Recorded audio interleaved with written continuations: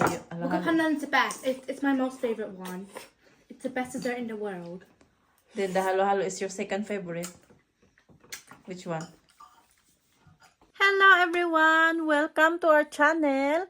Kami ang Greek Filipino family na nandito sa United Kingdom. And for today's video is, gagawa ako ng isa sa pinakapaboritong dessert ng mga anak ko, ang buko pandan salad. Tapos lalagyan ko na lang din ng mangga at saka cheese kasi meron akong mangga dito at saka cheese. Sayang naman kung di ko gagamitin. So ilalagay ko na din sa buko pandan salad. So yung mga anak ko is andun pa sila sa eskwelahan. So tamang-tama mamaya kapag nakauwi na sila is maggutom yan sila. So tamang-tama meron silang snack dessert mamaya kapag nakauwi na sila galing sa eskwelahan. Ang masarap na Filipino dessert, ang buko pandan salad. So, sana magustuhan nyo ang aming video today. So, enjoy watching! Ito na yung mga kakailanganin ko para sa paggawa ng buko pandan salad. At saka lalagyan ko din pala ng mangga. Hinog na to siya. Ano to siya? Yung apple mango. Ito lang kasi yung mangga na mabibili sa supermarket dito. At lalagyan ko din ng cheese para espesyal ang buko pandan salad. So, meron ako ditong gulaman mix, pandan flavor. Meron akong ditong fresh double cream. At saka yung makapuno string, evaporated milk, and condensed milk. At saka cheese and mango. So, ayan yung lahat ng ingredients para sa paggawa ko ng pandan buko pandan salad. Ito na yung buko pandan na gulaman. So, ayan, malamig na siya. Tsaka hiniwa ko na rin. Ayan. So, ito yung buko pandan. Niluto ko kanina. Tapos, ayan, malamig na. Pinalamig ko. Tapos, nag-jelly na siya. So, ngayon is, hihiwain ko na ang mangga. Kasi, lalagyan ko ng mangga ang buko pandan salad na gagawin ko.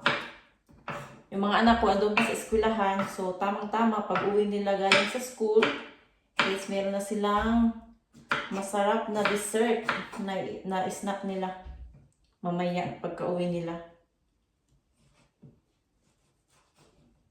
At syempre, lalagyan ko din ito ng cheese. So, nahiwa ko na lahat yung mangga. So, ayan. So, nilagay ko dito sa bowl.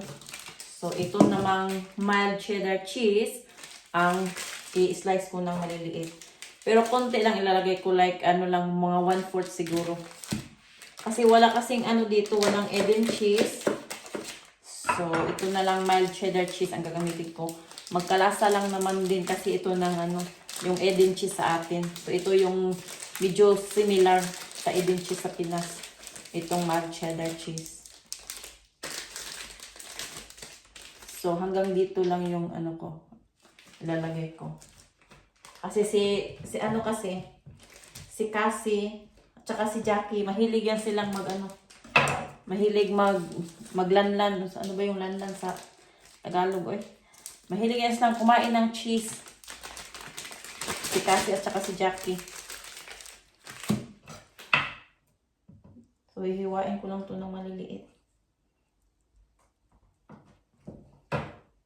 So, parang lang din siya, yung parang fruit salad at saka macaroni, parang macaroni salad at saka parang fruit salad lang din. Iba nilalagyan niyo siya ng cheese. So, ayan. So, lalagyan ko din to ng cheese. Since yung mga anak ko mahilig sa cheese, kaya lalagyan ko na lang din. Ayan, ganito kanipis. Pagkahiwa ko. Tapos, hihiwain ko pa ito ng maliliit. Ayan, ganyan kaliit. Ayan, tapos ilalagay ko dyan sa ilalagay ko sa bowl. Ayan, hiwa ko na yung cheese at saka mango. So, ilalagay ko na yung rest na ingredients. So, ilalagay ko na itong gulaman. Yan, yung pandan gulaman. Tapos, itong makapuno string. Yung niyog. Yung buko. Dahil walang fresh buko dito, so, ito na lang ang in-order ko. In-order ko to sa Filipino store.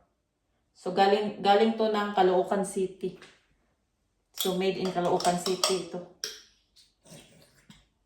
Ayan.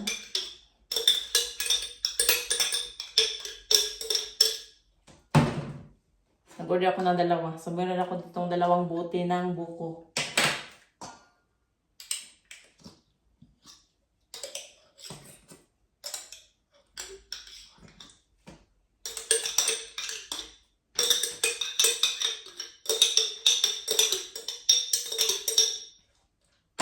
Tapos, itong double cream. Ayan, fresh double cream. So, parang ano lang din to, yung parang Nestle cream sa atin. Kaya lang ito siya ay fresh. Ito yung kasimilar ng Nestle cream sa atin. So, kasi malaki to siya. Ano to? 600 ml. So, kalahati lang ang ilalagay ko. Lalagyan ko pa kasi ito ng condensed milk at saka evaporated milk.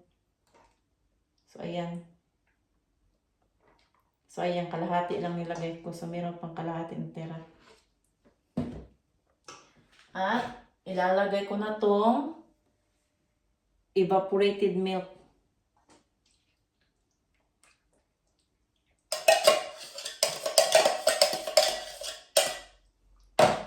And, syempre, ang condensed milk. Ayan. Lalagyan ko din ng condensed milk. Pero, hindi ko to ilalagay lahat kasi ayaw ko ng sobrang matamis. Matamis na kasi itong, yung buko. Itong buko na sa, kasi to siya. Coconut in syrup. So, matamis na siya. Kaya, kalahati lang na condensed milk ang ilalagay ko. Para hindi siya sobrang matamis. Ayan.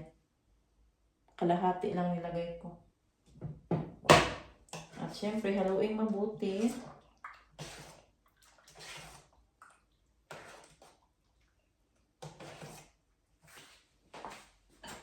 Gamitan ko lang. Gamitan ko ng dalawa. So, haluin lang siyang mabuti. So, ayan. Nahalo ko ng mabuti. So, ganito na ang itsura ng buko pandan na may mangga at saka cheese. So, buko pandan salad. So, itatransfer ko to sa container. Itong maliit na container at saka malaking container. Tapos, ilalagay ko sa ref para mamaya is ready na siya kainin pagdating ng mga anak ko sa eskwelahan. Mas masarap kasi ang buko pandan salad kapag malamig. Stress na ng hapon. So, susunduin ko na ang mga anak ko sa eskwelahan. Kasi 3:15 is, na yan sila. Lalabas na sila sa eskwelahan, 3:15. So, galing kasi dito sa bahay, papuntang eskwelahan is 15 minutes ang lakad. So, kaya mag-start na ako maglakad para sunduin ang mga anak ko doon sa eskwelahan nila. Umulan naman. Maulan na naman. Maulan na naman. Kaya, naka-hoodie ako kasi maulan. Tapos maglalakad pa ako papunta sa eskwelahan. Tingnan nyo yung mga kahoy, wala mga dahon. Pero next month, April, is mag-start na siyang tutubo na yung mga dahon-dahon niya. Kasi, so what you been doing today in school? I did art. Yeah. So what did you do in school English, so today? you're writing like something about horror. We could write whatever we wanted, but Yeah. it had to start like really good. Then it turned horror, and Yeah. then I wrote mine. Yeah. And mine was inspired by Cookie Run Kingdom, Beast Eats episode 8, no, not 8 and 9, 9 and 10, and Doki Yeah. Doki.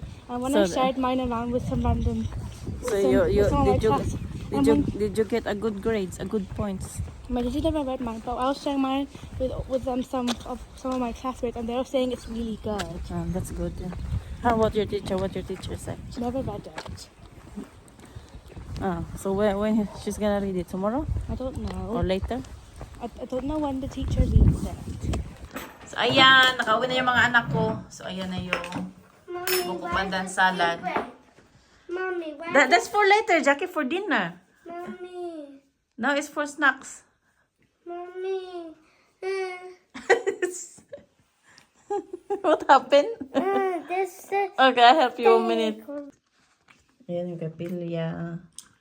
Ayan yung kay Cassie. At ayan na rin yung kay Jackie. Nice?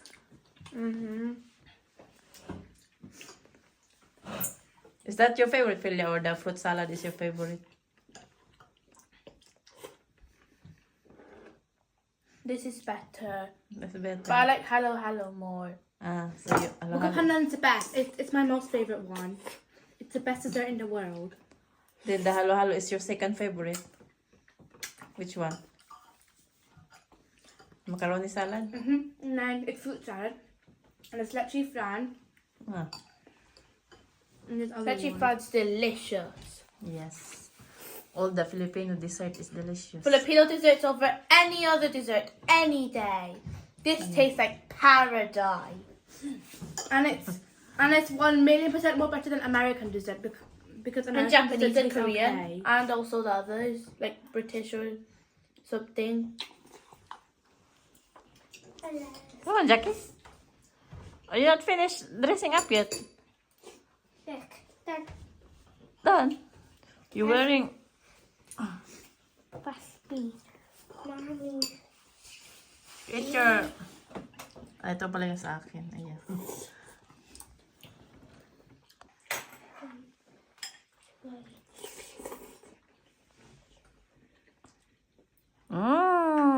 Yummy? Delicious. Delicious. As usual, delicious. Better than, Better than anything else. better than Chad. Uh-huh.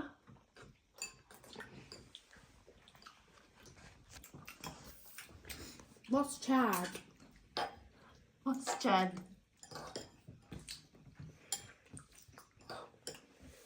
That's her own word, Chad. Chad is a country.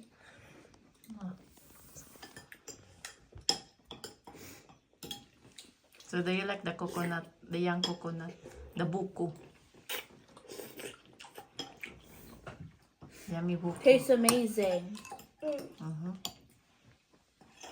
I guess it's 10 out of 10. 10 out of 10. Thank you, Jackie. I rate it an infinity out of 10. Uh-huh.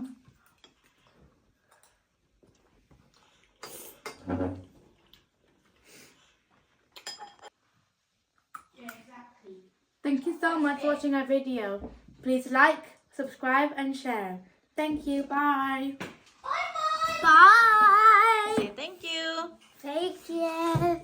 Please subscribe. Please subscribe. Jackie, I love your here's cheese. all your ice cream. Thank